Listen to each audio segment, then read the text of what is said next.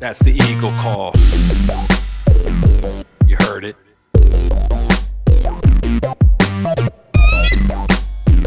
That's the Eagle Call.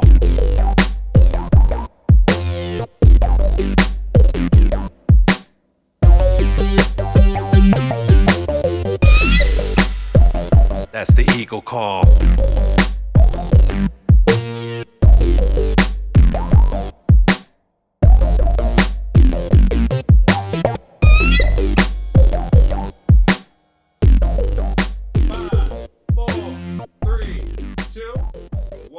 Welcome back to another episode of Eagle Time Podcast. I'm your host, Ellie. I'm your host, Annalise. I'm your host, Mia. I'm your host, Jade. And I'm your host, Cassette. Today we're about talking with our amazing teacher here at our school. We're excited to hear more about his experiences, his classes, and what he enjoys most about teaching. Thank you for being here with us, Mr. Ward. Thank you. Before we get started, please tell us your name, what subjects you teach, and one fun fact about us. Okay, so I'm Mr. Ward. My full name is Fritz Robin Ward, and I teach mathematics right now. I've also taught science at RPA, and 1 year I actually taught history at RPA.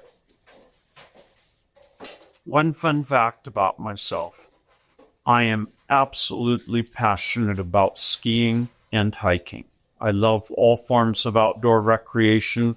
Those are my two favorite. How long have you been teaching at RPA? I started when the school was founded, and my memory was that was the 2007 to 2008 school year. When RPA was founded, it was a very unique institution. It was a 4th to 8th grade academy, but the prep academy portion was only 7th and 8th. So I was teaching 5th grade math and science when the school was founded. What made you want to work at RPA? So I had been teaching at an elementary school, and that I believe was Arrowhead Elementary at the time. I was teaching 4th grade, and I thought those kids were remarkably tiny. And I definitely was ready to move on to middle school. I had always planned to be a math teacher. I had a math credential, and RPA was opening up, and I wanted the opportunity to work with students as a math teacher. I fully expected to be teaching 6th, 7th, or 8th grade math, perhaps algebra. And then what happened was I found myself teaching 5th graders, and I found I loved it. How did you feel during your first year teaching here? First year teaching here was actually nerve-wracking. Not teaching. I spent the entire summer here organizing my room and also all the supplies we have. There are still filing cabinets in the C building that have little 3x5 cards on them listing what's inside them. And I had put those cards on them 17 years ago. I took only 2 weeks off that summer, and I was here every single day the rest of the time. But the first year, once the kids were here, it was a lot of fun. What do you enjoy most about teaching at RPA?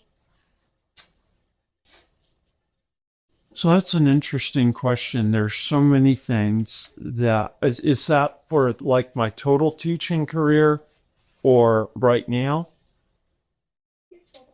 Total teaching career. I think looking back on my whole teaching career, one of the things I've immensely enjoyed was having an after-school film club that's since been replaced by an 8th period film class. But I had an after-school film club, and every year at Thanksgiving, Mrs. Ward would make a turkey and, cook it up, and we would bring it in. And parents of my students would bring in pies, rolls, and we would have a big Thanksgiving dinner the Friday before the week we were off for Thanksgiving. And we would watch a film called The Blind Side, which has a wonderful Thanksgiving scene in it. And that was so fun. I would often spend about an hour and a half to 2 hours cleaning my room after it. We'd have 50-odd kids in my room, all with pumpkin pie, turkey, mashed potatoes, gravy. It was an amazing production. How do you build relationships with your students? How do I do that, Jade? I have no idea. I think I bribed them with Hershey's Kisses. It's a very food-oriented class. This is why. I used to build relations differently. I would allow students in my room at lunch.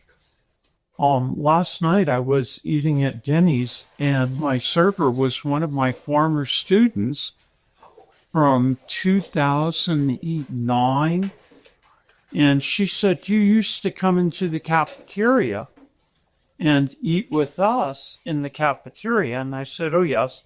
And then later I started allowing students to come to my room at lunch, and they would be able to come in and have lunch in my room. I still have hot water in my room and let kids use the microwave in my room. What is one moment at RK that made you feel proud to be a teacher? I was incredibly proud, not just for myself, but for all the teachers.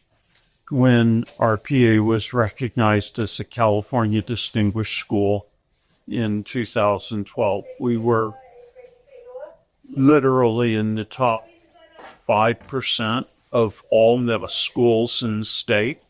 That year it was truly amazing. What's the best class you've ever taught?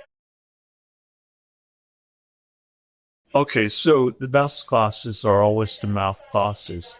Always. The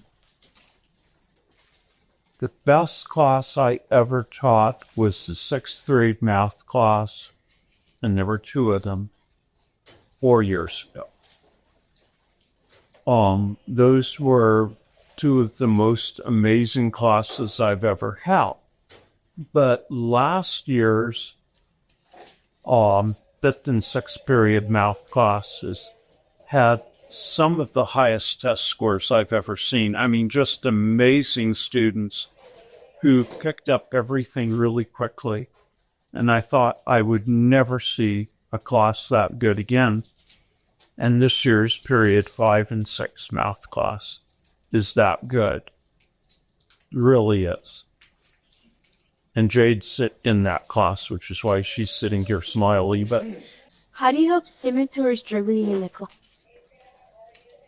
I am a firm believer, and I've seen a lot of research to support this, in direct instruction. And so I will basically teach directly to the class. I'll teach directly to individual students. And what I like to do is ask some of my students who are very quick early finishers to take the opportunity to teach students who are struggling a bit more. And what I've found is that peer-to-peer tutoring really helps those students. The other thing I do is I offer extra credit as extra credit, meaning you can't do it unless you've attempted and turned in all of the work. But if you then do that, and the extra credit I offer often includes videos that reteach concepts in a different way than I do. If you can do that, you can A, raise your grade really well, and B, you'll get to see things in a different way. And I've seen math test scores go way up. The other thing that I do that's different, I think, is that I use the interim tests a lot. And One of my film students today said, I feel so bad for your students because they have to take every single interim in math. And it's true. I give them every single interim. But it means they see the types of questions that are on the state test on every single topic. So when the state test rolls around, there's no surprise. The questions don't look at all like what you've been learning. They look exactly like what we've been learning. That's how I do it. What advice would you give to students to be successful at RPA? Use your agenda. No, I'm the only teacher I know that actually grades agendas. I really do. I haven't yet this week, but it is coming, I promise. Using your agenda helps you organize yourself. And you know what your assignments are, what needs to be done, what's not been done yet. Using your agenda is probably the single best way. Because when we're in elementary school, you have one teacher and they do things in a certain way, and you just do that the whole day. But when you're in middle school, you have 6, 7, maybe 8 different teachers. They all have different expectations. Yes, 6 or 7, just to make sure we get the numbers in correctly. Hey, you can technically have the long and the short of it's still the same. You've got a lot of teachers with a lot of different expectations, a lot of different projects, a lot of different timelines on when those projects are due. Some of those teachers grade only 5, 10, 15 assignments a year. And then there's teachers like me who grade 120 assignments every semester. You've got to have a way of organizing yourself, and the agendas do that. What's your favorite part of the school day? Oh my gosh. Well, I'm not saying it because 2 of my interviewers are in that class, but my favorite part of the school day this year is periods 5 and 6. Those students this year are just awesome.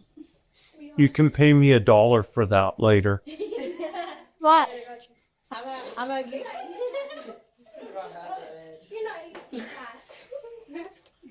What is your favorite memory here at RP?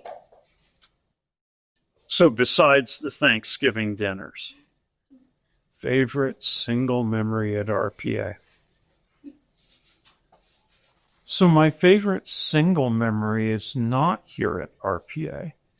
It's when, for years and years, a teacher who's no longer here, and I would take our students, we called it the Earth Club or the Gardening Club.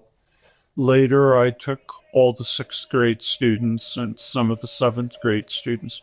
My favorite memory was taking students away from here to Oak Glen, where they would participate in an outdoor science set of activities. I mean, the real thing, where you're measuring the health of a pond by checking the acidity of the water, the flow of the water, growth rates, life in the pond. It was just an amazing time. I ultimately had to stop doing it because I'm old, and it was hard to keep up with all the students on the trails there, but also because the amount of work to prep for a field trip kept growing and growing and growing. But the years that we took students there were great. There were other times that we took students to one of my friend's houses in Crestline. She has a huge ranch with horses, and we let the students ride the horses. We took them on a 2-mile hike to a beautiful waterfall. Another memory I have that I really enjoyed way back at the start of RPA, we would have float parades, which we have now. And I never wanted to build a float. So I would bring one of my friend's horses, Miss Linda's horses, to RPA, and we would let one of my students, the class voted on a princess who would ride the horse down the central aisle, and the class prince would lead the horse along. And students absolutely loved that. But it was a lot of fun to bring a horse on campus. The first year I did it, I remember the fourth grade classrooms who were at Troll in the D building saw a horse walking in through the gate with my friend Miss Linda leading it along. And 60 kids from 2 different fourth grade classrooms rushed out and surrounded the horse. The principal later asked me, so did the horse back? Did the horse, stomp on any of the children or anything? And I said, no. Horses don't do that when they're scared. And he said, was the horse scared? And I said, of course, 60 fourth graders went and surrounded it. I'd be scared if that happened to me too. And he said, what do horses do when they're scared? And I said, well, you can go look outside the fourth grade classrooms and you can see what horses do when they're scared. But we did have to clean up after the horse that time. After the first time, though, the horse was pretty good with coming and visiting the school and knew that the fourth graders would surround it, and he was good with it. Mr. Ward, how do you celebrate your student success? Cupcakes, Yep. Cupcakes. Hershey's Kisses, You gotta get more chocolate cupcakes. It's a chocolate bars, chocolate brownies. I love. Yeah, I find food very motivating in my life, Yes, very much. and I assume that you guys do too. Yes. What is the most challenging part of teaching, and how do you handle it? Just over 3 years ago, I was having the surgery and I had a stroke. And it did affect me in a variety of ways. I used to be able to type well, and now I can hardly move a hand. And there were lots of challenges that came with that. I changed my perspective on things, what was most important and what wasn't. And sometimes now, as I'm getting older in my post-stroke life, I literally do divide my life into pre and post-stroke. I find that I'm tired at the end of the day. It's sometimes, and that was never true before. I would go through a day, I'd be energized, I'd be excited. I'd go home and I'd still be excited about what we had done. And now I'm a few days away from turning 60, but I'm 3 years into a life where I've had stroke. And now sometimes I'm just really tired. And that is a challenge. I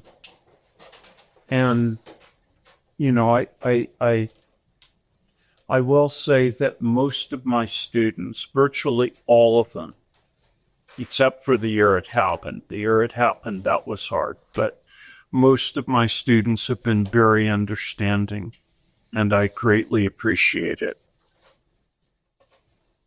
What motivates you to keep teaching every day?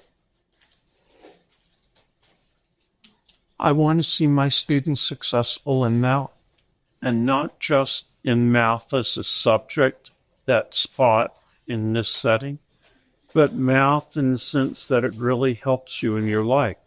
One thing I do, and have done for years, is I do a set of math lessons on how to become a millionaire. And I don't mean that joking. I'm quite serious. Every single student I have, can become a millionaire just by making certain choices and having decent math skills. And I show them how to buy a home. For real, we calculate how to do a mortgage, how to buy a home, how much money do you need to save, how much do you need to put down, how do you budget. These are real life math skills. And it's important because if you don't own a home, the numbers show that your net worth, your total value of assets you could sell, is about $7,000. And if you do own a home, it's about $350,000 to $400,000. So you have 50 to 60 times as much wealth if you can just buy a home. And so I teach students basic math skills, not because they're going to need it on a test, but because it makes life so much easier. I'm going to be able to retire at 60. For me, that's a huge benefit because, as I say, I've had health issues and I'm getting older. But I can do it because I learned to save and invest. I learned to use the math skills I have to do things that other people haven't done, and it helps. So I try to share that with my students. How has RPA helped you grow as a teacher? Actually, I can safely say that this year I've lost just enough weight that on the net, I have not grown as a teacher in pounds. But as recently as a year ago, I would say that I was 20 pounds bigger than I was when I started teaching. No, I would say RPA really forced me to think about how a lesson is structured, what's the best way to progress. And what I found was those skills transferred very well to other things I did in life. Probably about 8 years ago, I became a ski instructor. And my supervisor was a former ski racer and an extremely talented skier himself. And he said, you know, it's so much easier to take someone who understands how to teach and make them a ski instructor than it is to take somebody who's really good at skiing but doesn't know how to teach and make them a ski instructor. Understanding how learning progresses is something that I got out of RPA, and I got it very early on that every single student is gifted in one or another way of thinking. They may not be gifted in my way of thinking, but they have their own gifts that I probably am not gifted at either. And when you recognize that every student has gifts, every student has intelligent strengths, and you can make learning progress in ways that benefits them, you can have a very successful school. Thank you, Mr. Warrior. It was nice having you chat on the Eagle Time podcast. Well, I am very grateful that you invited me. You guys are wonderful. You were very funny. Yes. Made me laugh.